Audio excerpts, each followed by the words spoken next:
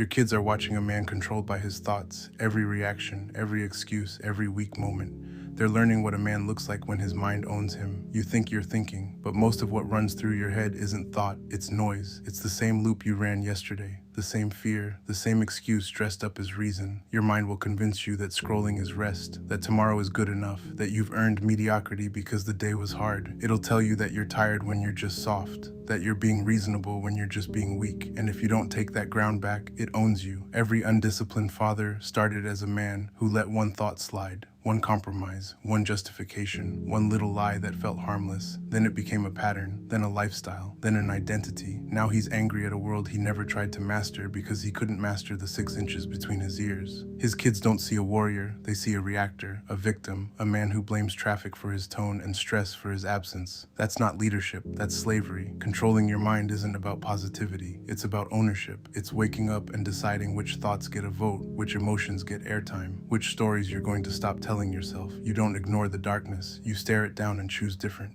Your mind says stay in bed, you get up. It says skip the workout, you lace up. It says lose your temper, you breathe and respond.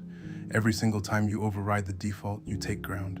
You become harder to break, harder to own. You become the father your kids feel safe around because you're not a slave to whatever thought fires off in your head. This is the work nobody sees.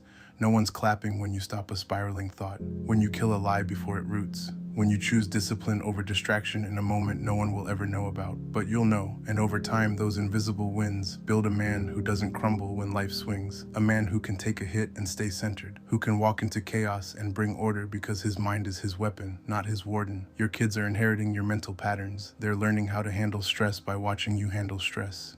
They're learning how to process fear, frustration, failure. If you're controlled by your mind, they will be too. If you're reactive, they'll grow up reactive. If you're a victim to your thoughts, that's the legacy. But if they see a man who owns his internal world, who doesn't let his emotions make decisions, who can be calm in the storm because he's done the work in the quiet, that's generational. You can't control what happens to you, but you can control what happens in you. And that's where every great father is built, in the gap between what you feel and what you do with it. You want to change your family? Start there, in that gap, in that choice. Control your mind or it controls you. There's no middle ground. This is SuperDad Activated, a brotherhood of men taking back ground, inside and out. If you're ready to stop being a passenger in your own head, go to superdadactivated.com and join the fight. Your family needs the man on the other side of this work. Become him.